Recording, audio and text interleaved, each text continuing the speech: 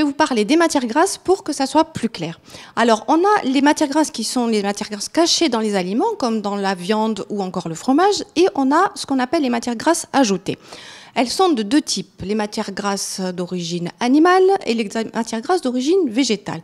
Alors, il n'y a pas beaucoup de différence au niveau calories. Par contre, au niveau composition, on va trouver des différences sur la qualité des acides gras qu'ils contiennent. Alors, on a d'abord les acides gras saturés que l'on trouve dans les matières grasses d'origine animale et que l'on considère plutôt comme mauvaises pour la santé cardiovasculaire. Ça ne veut pas dire qu'il faut les supprimer, ça veut dire qu'il faut les limiter. Et si vous les utilisez, vous allez les utiliser crus. Alors, parmi ces matières grasses, on trouve le beurre, la crème. Alors, un beurre cuit, noirci, c'est mauvais pour la santé.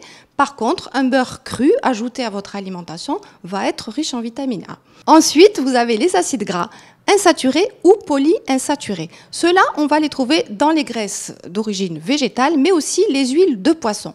Il faut aussi les utiliser crus, de préférence.